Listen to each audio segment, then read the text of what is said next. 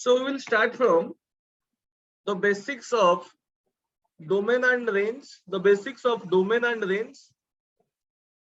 And domain and range ro basic bujila pore ame bujiba how a graph is being made, how a graph is being made. Ta pore ame jiba trigonometric graph pakho. Then we will move to trigonometric graphs. Trigonometric graphs. So previous mu jaha padheichi ता सहित यार कौन संपर्क ना. So any student who is new today ता पई मध्य से बुझी परिबो जेमति एटा सेही विषय मु भी ध्यान देबी. सो जे भी नुआ थिबो आज से भी बुझी परिबो काहे प्रीवियस पाठ सहित यार किछि संपर्क नाही. खाली हमु एति जानिया अछि कि sin x बोली गोटे किछि जिंस अछि याकु ट्रिगोनोमेट्री कहंती. ट्रिगोनोमेट्री ए सब जिंस अछि बोली खाली एति के हमु जानिया अछि आउ किछि अधिक जिंस जानिया नाही. ओके. सो फर्स्ट कथा domain cone range cone. At first you must know कि domain और range ये दीटा जिंस होचुनी कहार पार्ट ना they are the part of a function. So function गोटे एमिति जिंस दोटा कि गोटे मशीन भलिया काम करे. मु तुमको लास्ट क्लास कहितली फंक्शन गोटे मशीन भलिया काम करे and every machine has a input section and has a output section. गोटे यार इनपुट थाए सब मशीन रो गोटे इनपुट थाए आ गोटे आउटपुट थाए. गोटे इनपुट थाए आ गोटे आउटपुट थाए. नॉर्मली फंक्शन को हमें रिप्रेजेंट करंती y equals to f of x. तमे यदि अलजेब्रिक वे रे कहि परिबो मने कला हमें गोटे जगह लिखुचनी y इक्वल्स टू 2x + 3 त माने मु कहूची एठी if I insert in place of x, if I insert 1 then this gives me a output as 5. if I insert 2 then it gives me as output of 7. त माने मु x जगह रे किछि इनपुट देले किछि गोटे आउटपुट अलगा पाउची. त माने ये मशीन रो काम होउची याकू से 2 टाइम्स करिवो and सेतिरे 3 ऐड करिवो ऐड करी के हमको रिजल्ट दबो. त माने ये गोटे मशीन जो मशीन को गोटे सठन काम दिया जाईची एंड से सठन काम को कैरी आउट करूची. एबे तमे कहइबो जे एठी मु इनपुट कोन कोन देली ना आई inserted 1 and 2 and I got output as 5 and 7. जदि पर्टिकुलरली दीटा इनपुट कथा मु कहिबी what is the domain of this function then मु कहबी मो डोमेन होउची किए इनपुट होउची 1 और 2. तो इनपुट और आउटपुट थाए. तो ये मशीन रो जोटा इनपुट फंक्शन केस रे से इनपुट को हमें कोन कहंती डोमेन ऑफ द फंक्शन कहंती. फंक्शन केस रे से इनपुट को हमें कहंती domain of the function. Output को हमें कहंती रेंज ऑफ द फंक्शन. बुझी पालो एथिरे किछि किछि क्लमजी वर्ड मु कहिनी. Function is just like works as a machine जोथिरे हमें किछि इनपुट दियंती किछि आउटपुट पांती and the input portion is called as domain of the function and the output portion is called as the range of the function. Ebe just for example we have taken this function y equals to 2x plus 3 and एठी हमें कोन कले ना x जगह रे किछि input देले तमे कहि परिबो सर x पई मु 5 इनपुट देबी y पई केते पाइबी. तमे कहबो दिस इज अ मशीन जहा काम होची 2 टाइम्स करिवो 3 ऐड करिवो करि के प्रोड्यूस करिवो. सो y रे पाइबी 13. जदि मु 6 इनपुट कहि थांती y रे पाइ थांती 15. सो ये ही गला इनपुट ये ही गला आउटपुट. ता माने जदि मु कहबी डोमेन किए ना डोमेन हे गला 5 and 6. रेंज किए ना रेंज हे गला 13 and 15. एबे काहे कि डाउट अछि डोमेन और रेंज विषय रे जदि को मते ना बुझी पालो समझते what is domain and what is range. Yes sir, understood. Bhupesh, I have already told to you just have a conversation on mic. I just want to know whether you are talking to me or not. Just before some moments I just talked to you. Have you joined just now? Bhupesh, have you joined just now? Kindly talk to me over your microphone.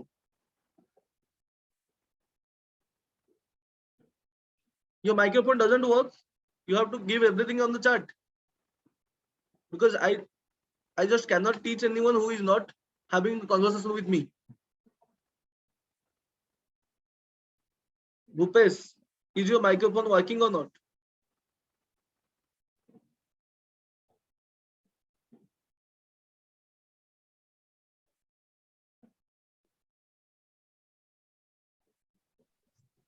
Hello. हाँ Bhupesh. Hello sir. हाँ बोलियो. Sir हम हिंदी से हैं, हमको हिंदी समझ में आता है, उड़िया समझ नहीं आता. अच्छा ठीक है. वही बात मैं तुमसे सुनना चाहता था. मैसेज में मुझे देने से मैं वही बात को सुनना चाहता था. सुनने से मैं पढ़ा लूंगा इसको हिंदी या फिर इंग्लिश में. ठीक है. Everyone is comfortable with English और हिंदी. बाकी सब स्टूडेंट हिंदी और इंग्लिश में कंफर्टेबल समझते हो? Yes sir. Yes sir. ठीक है, तो हम हिंदी में चलते हैं थोड़ा बहुत, इसके अंदर हम इंग्लिश में घुस जाएंगे। तो y equals to 2x plus 3 in this section we are taking that x in the place of x we are taking some inputs and in the place of y we are getting some outputs. So all the input sections of over here is called as domain of the function and all the output section is called as range of the function. So just for example, in this case you can insert anything in place of x. Anything means you can put √2, you can put -5, you can put 100, whatever values you think you can insert inside this function. It means this machine is a very simple machine where you can insert anything and you can get a result.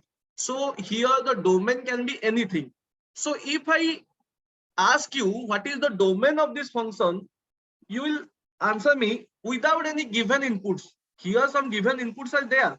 So you are just telling me that the domains are 5 and 6, but without any given instructions or given inputs. If I just ask you what is the domain of this function, then you have to give me a global answer or a answer which is suitable for any kind of numbers.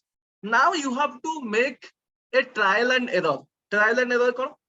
Now you have to check whether I can input 2 over here. Yes, you will say yes. Whether I can input -√5 over here. Yes. Whether I can input -5 over here, you will say yes. Now, if I input a value which is near about infinity, and I will ask you, can this be inserted? What will be your answer? Just tell me, yes or no? No. Why not? A value which is near No, about sir. infinity. If I am writing 1000 number of zeros near 1, can't I insert over here? What is the problem? 2 into that much plus 3 will be the result. So if I put a value near about infinity, that can be inserted over here. So that can be the part of the function and that will give us a valid output. So just like that, if I insert a value which is near about 1000 zeros near 1, minus of 1000 zeros near 1, which is near about minus infinity, that can also be inserted over here. So here I will say that the domain of the function lies from -infinity to +infinity. And in the last class, I have already told you how these open braces and closed braces works. Yes or not? Everyone has understood or not that thing? Yes, sir. Okay.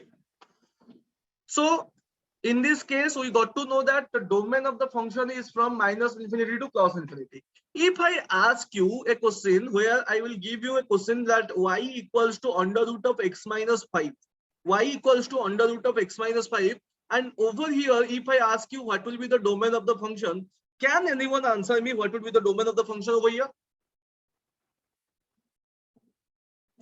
Just try to answer. Anyone? Can I say Sir, this as the can you domain? repeat the question? The question is y equals to √ of x minus 5. What is the domain over here? In this function, what is the domain? √x minus 5. Domain is just an interval. It is not having the value of x, or it is not having the term x, because domain means what are the values of x, what are the values of x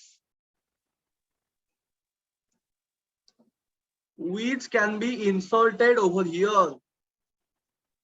Sir, anything will be possible, just like -infinity to +infinity. So -infinity to +infinity, and somebody has answered anything. So let me have you a clear conception. So till now, have you ever calculated a root over of -5? Is it possible calculating root over of -5 till now? If you remember the concept of quadratic equation, where you were familiar to a term called as discriminant and the nature of the roots. Do you remember the 10th concept, nature of roots?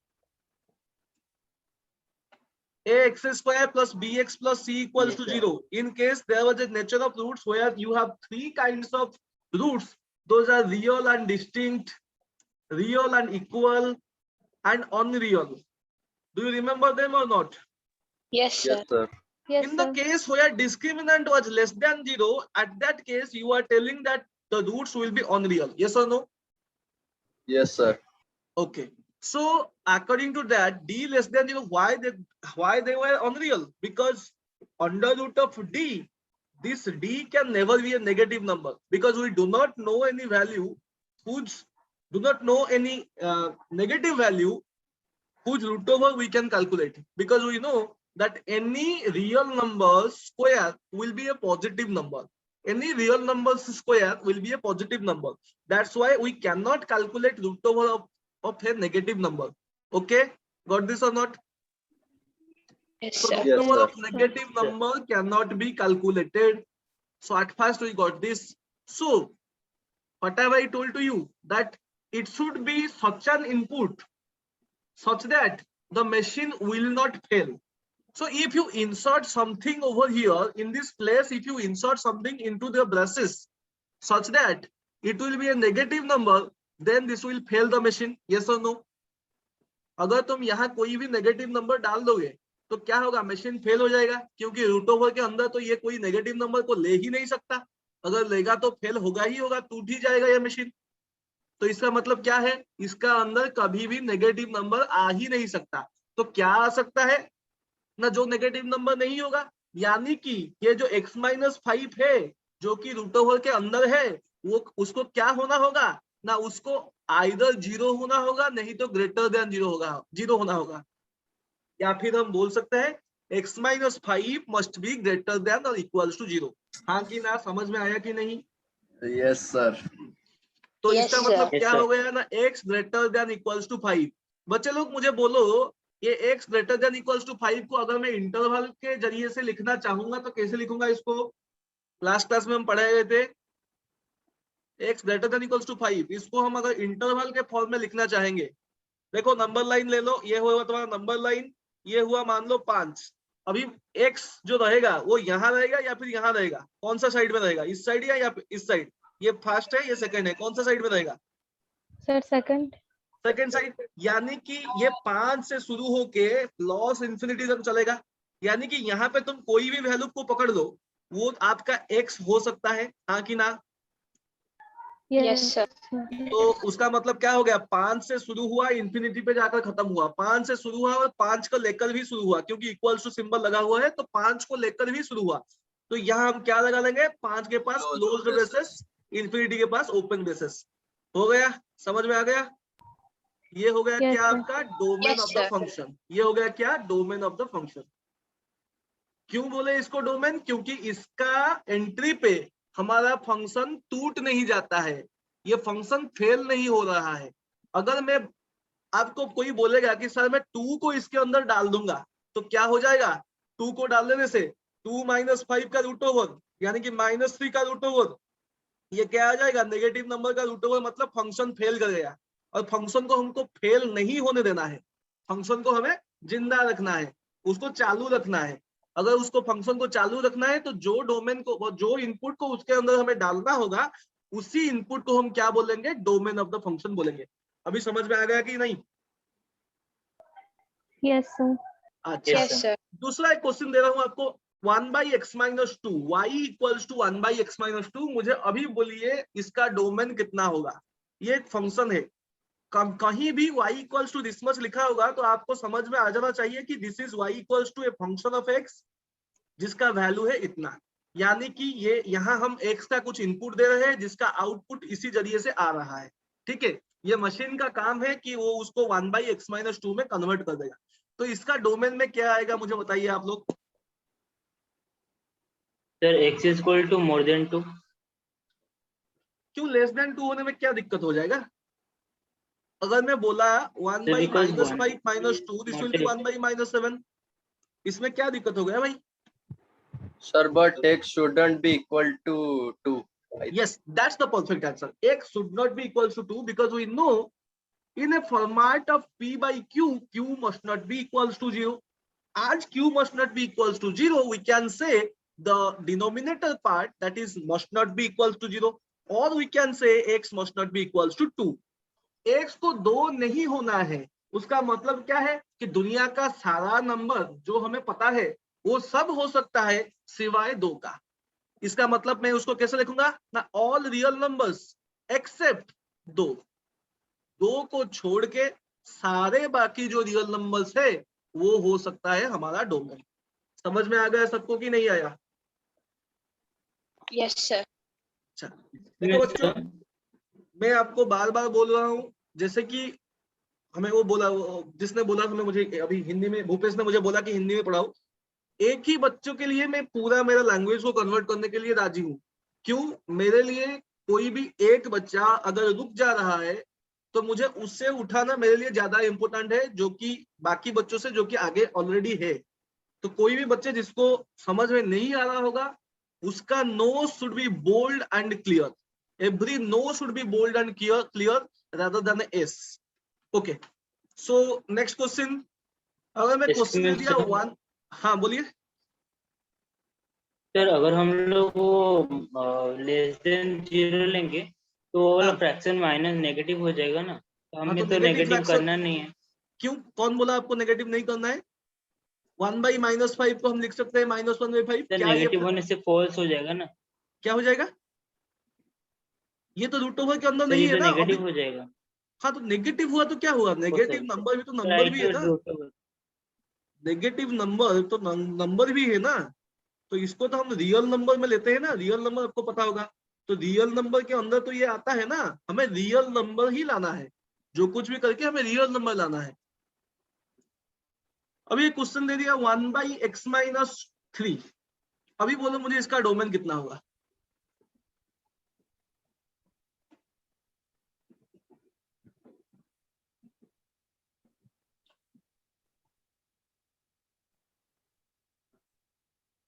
Sir, x is greater than x is greater than 3।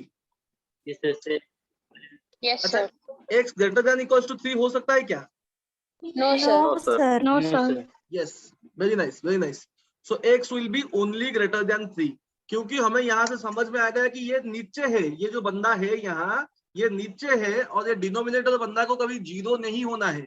तो ये x-3 कभी भी greater than equals to 0 नहीं हो सकता, ये सिर्फ greater than 0 होगा। क्योंकि इक्वल्स टू 0 होने पे क्या हो जाएगा, ये डिनोमिनेटर का बंदा खत्म हो जाएगा, पूरा फंक्शन को ले डूबेगा। तो इसीलिए हम क्या करना है, x-3 ग्रेटर देन 0। इसका मतलब हो गया x ग्रेटर देन 3, जिसको हम इंटरवल के फॉर्मेट में अगर लिखेंगे तो क्या लिखेंगे, 3 to infinity ओपन ब्रेसेस में। बच्चे लोग आपको बोल चुका हूं कि ओपन ब्रेसेस का मतलब दोनों जो एंड है इसको हम एक्सक्लूड कर रहे हैं, मतलब इसको छोड़ के जा रहे हैं।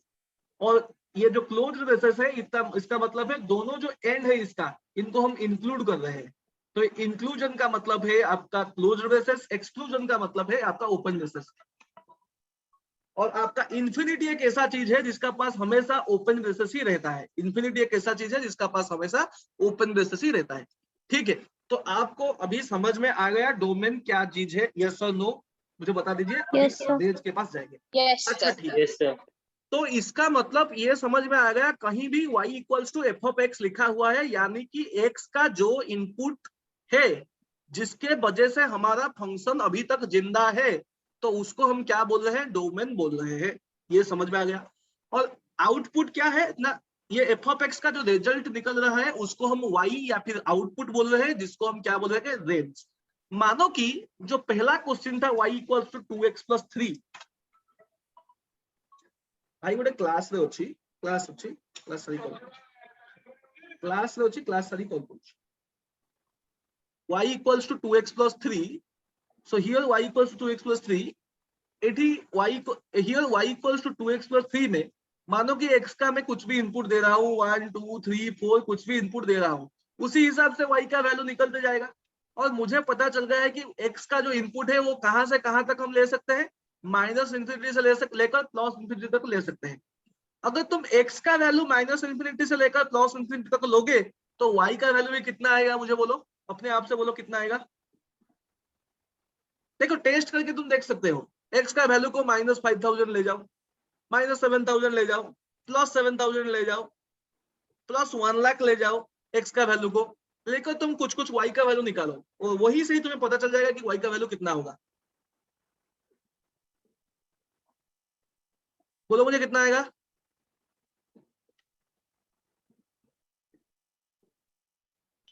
minus infinity to plus infinity. Yes, minus sir. Infinity two plus infinity, यानी कि ये जो आउटपुट निकला, Yes, ये sir. आउटपुट निकला ना, यानी कि आउटपुट को हम क्या बोलेंगे, रेंज बोलेंगे। ठीक है, तो ये हो गया आपका एक्स का वैल्यू हो गया डोमेन, वाई का वैल्यू आ गया रेंज।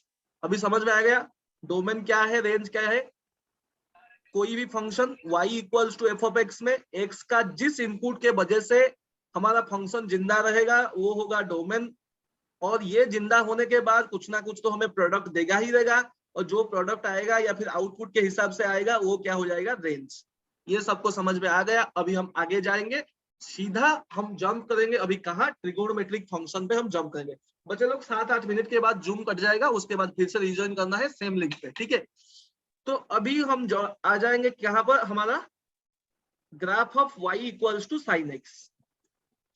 देखो अभी तक आपको सबको पता चल गया होगा कि ये जो डोमेन और रेंज का मामला है, ये मामला को हम बहुत आसान तरीके से देख सकते हैं अगर एक्स को हम छोटा छोटा इनपुट करके ले रहे हैं। अगर एक्स को हम बड़ा, मतलब बहुत ऊंचे से देख रहे हैं, तो एक्स हमें बड़ा दिख रहा है, यानी कि माइनस इन्फिनिटी से प्लस इन्फिनिटी तक दिख रहा है। मगर हम छोटे छोटे किस्सों में लेंगे, जैसे कि हम एक्स को 1 ले लिए, 2 ले लिए, 3 ले लिए, तो हमें छोटा छोटा वाई भी दिख रहा है और वो इजी थोड़ा हो रहा है। तो उसी तरह ही हमें यहाँ क्या करना है कि कुछ एक्स का वैल्यू एंड कॉरेस्पॉन्डिंग कुछ वाई का वैल्यू लेना है। और यहाँ जो एक्स है वो क्या है, एक एंगल है, हाँ कि ना। यहाँ जो साइन एक्स का जो एक्स है वो क्या है, एक एंगल है। Yes, sir. और ये Yes, जो sir. वाई निकल रहा है, ये कॉरेस्पॉन्डिंग आउटपुट निकल रहा है, ये क्या है, ये एक नंबर है, ये एक नंबर है।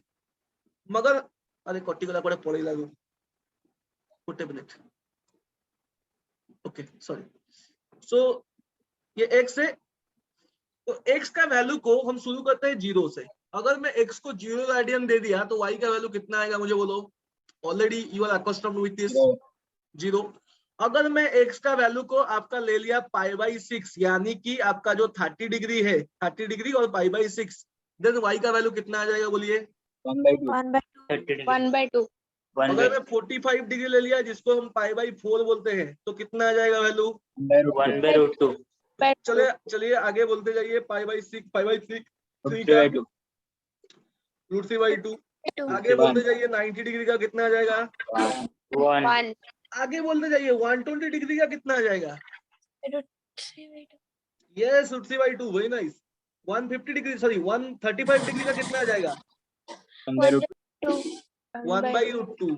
अच्छा मैं ले लिया यहाँ 1 कितना 150 डिग्री का कितना आ जाएगा, 1/2 1/2। फिर से लिख रहा हूँ अभी 180 डिग्री का कितना आ जाएगा, 0। माइनस। अगर मैं आगे जा रहा हूँ 210 डिग्री को कितना आ जाएगा, 210 डिग्री को आ रहा हूँ, यानी कि sine of 180 degree plus theta, 180 degree plus 30 degree, 1/2 minus sine 30 degree पापा, -1/2, so it will be -1/2। So next 210 पे थोड़ा आगे जाते हैं, यानी कि 225 डिग्री कितना आ जाएगा, -1/2। -1/2 थोड़ा और भी आगे हम जाते हैं तो 180 से 60 यानी कि 240 कितना हो जाएगा, -√3/2 लिख रहा हूँ। -√3/2 270 का कितना आ जाएगा आपका, -1। अच्छा अभी हमारे सामने जितना वैल्यू आ गया, इन सबको हम ये रेडियन फॉर्मेट में एक बार देखने का जरूरत कर रहे हैं। ये रेडियन फॉर्मेट में हम लेने का जरूरत कर रहे हैं। क्यों रेडियन फॉर्मेट में ले रहे हैं, क्योंकि हमारा जो एक्स एक्सिस और वाई एक्सिस हम लेंगे आगे जाकर, हमें जो एक्स एक्सिस और वाई एक्सिस लेना है, वो एक्स एक्सिस और वाई एक्सिस में हम नंबर्स में ही एंट्री करेंगे। जो भी एंट्री हमें करना है उसको हम नंबर से ही करेंगे, या फिर एक्स एक्सिस को हम लेंगे रेडियन में, एक्स एक्सिस को हम लेंगे रेडियन में, वाई एक्सिस को हम लेंगे नंबर्स में। आप लोगों को पता है कि कहीं भी अगर एक्स कमा वाई लिखा गया है, यानी कि ये एक पॉइंट का कोऑर्डिनेट हमें दिया गया है। यस या नो, यस और नो। कहीं भी हमें एक्स कमा वाई का एक ऑर्डर्ड पेयर लिखा गया है, यानी कि हमें एक पॉइंट का कोऑर्डिनेट दिया गया है। अभी देखो बच्चे लोग, यहाँ एक्स का वैल्यू π/6 जब है, वाई का वैल्यू 1/2, एक्स का वैल्यू 0 तो वाई का वैल्यू 0, एक्स का वैल्यू 45 डिग्री तो वाई का वैल्यू 1/2। इसी तरह ये है। तो यहाँ से आपको पता चल सकता है, अभी मैं क्या किया ना, पूरा एक्स एक्सिस को मैं रेडियन का जो हमारे पास मेजरमेंट है वो रेडियन के हिसाब से मैं सजा दिया। पूरा एक्स एक्सिस को रेडियन के हिसाब से सजा दिया। यानी कि ये हो गया आपका 0, तो मैं थोड़ा आगे जाकर यहाँ में कर दिया π/2, थोड़ा आगे जाकर यहाँ में दिया पाई, उसके आगे जाकर कर दिया 3π/2। हर π/2 में मैं इसको क्या किया, डिनोट कर दिया हर π/2 में। तो 2π के आगे क्या आ गया 7π/2, नहीं कितना जाएगा 2π + 5π/2, तो 5π/2। तो आगे जाकर थोड़ा आ गया कितना 3π, ऐसे में सजा दिया। और यहाँ वैसे ही -π/2 -π -3π/2 -2π, मतलब आपको दिखाई दे रहा है तो -2π, ऐसे में सजा दिया। Yes sir. अभी आपको क्या करना है ना, इसी को देखकर जब 0 है बस पॉइंट आपको लगाना है। ये π/2 है तो यहाँ कहीं π/4 होगा, हाँ कि ना, बीच में होगा कहीं π/4, और यहाँ कहीं आसपास में π/6 होगा। पता चल रहा है तो सबको, यहाँ π/6 होगा, यहाँ π/4 होगा, यहाँ π/3 होगा, ये आपको पता चल रहा है कि नहीं, क्योंकि 0 और Yes, sir. π/2 के अंदर ही ये बाकी सारे वैल्यूज है। अभी आपको क्या करना है, ये जो पॉइंट्स है ना, ये पॉइंट्स को बस पुट करना है। ये 0,0 पॉइंट यहाँ आ गया। यहाँ देखो जब π/6 है उसका कॉरेस्पॉन्डिंग एक्स कोऑर्डिनेट कितना है, मैं यहाँ को 1 ले रहा हूँ, इसको 1 ले रहा हूँ, तो थोड़ा नीचे ले रहे हैं, यहाँ को इसको 1 ले रहे हैं, इसको नहीं, नीचे वाला को 1 ले रहे हैं। तो 0 के कॉरेस्पॉन्डिंग वैल्यू है 0, π/6 का कॉरेस्पॉन्डिंग वैल्यू कितना है 1/2, यानी कि जो π/6 वाला वैल्यू है यही कहीं आएगा 1/2 का। सो π/4 का वैल्यू है 1/2, जो कि थोड़ा ज्यादा है, किससे ना 1/2 से थोड़ा ज्यादा है। अभी π/3 वाला वैल्यू कहाँ रहेगा ना, है √3/2, तो उससे थोड़ा ऊपर रहेगा। अभी π/2 का वैल्यू कितना है 1 है, तो उससे थोड़ा ऊपर रहेगा। इन सबको आप मिला लोगे तो ये एक ऐसा कॉलम आ जाएगा, ऐसा कॉलम आ जाएगा। आगे जाकर देखो π/2 से जब आप आगे जाते हो वो वैल्यू क्या हो रहा है, फिर से डिक्रीज हो रहा है, हाँ कि नहीं, हाँ कि ना। Yes, sir. Yes, sir. ये फिर से डिक्रीज Yes, होके sir. जब आप पाए पे पहुंच जाते हो, जब 180 डिग्री यानी कि पाए पे आप पहुंच जाते हो, फिर से वो 0 हो रहा है। तो ये आगे जाकर फिर से 0 हो रहा है यहाँ से। फिर आप जब पाए से आगे जा रहे हो तो ये नेगेटिव हो रहा है, मगर वही सेम वैल्यू शो कर रहा है। देखो तो नेगेटिव पे सेम वैल्यू आ रहा है, यानी कि यहाँ जो शेप हमें मिला है वही शेप हमें आगे जाकर भी मिलेगा। फिर ये वैसा ही शेप आगे कंटिन्यू करेगा। तो सबको अभी पता चल गया कि ये जो ग्राफ का ट्रेसिंग है, ये जो ग्राफ का शुरुआत है, ये कहाँ से हो रहा है, पता चल गया आपको, हाँ कि ना बोलिए बस।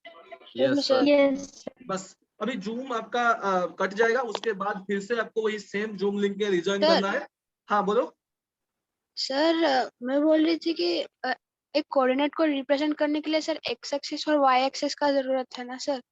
हाँ सर है तो ना। यहाँ पे सर एक्स एक्सिस का सर किए हैं, तो वाई एक्सिस के कितने वैल्यू से सर पॉइंट कोऑर्डिनेट करेंगे। ये एक्स एक्सिस है और ये वाई एक्सिस है, और वाई Yes, एक्सिस sir. जो है बच्चा उसका ज्यादा पॉइंट्स का हमें जरूरत नहीं है, सिर्फ 1 के अंदर ही सारा वैल्यूज आ रहा है। तो हम वाई एक्सिस को लिए हैं, मगर पूरा वाई एक्सिस का जरूरत ही हमें नहीं है, क्योंकि ये जो साइन एक्स है उसका वैल्यू कभी भी 1 से ऊपर नहीं जा रहा है। ठीक है। Yes sir. हाँ तो जूम में सेम लिंक पे फिर से रिजॉइन करना है। अभी जूम कट जाएगा, उसके बाद आपको फिर से उस वही सेम लिंक पे रिजॉइन करना है, वहीं से हम फिर से शुरू करेंगे इसको। ठीक है।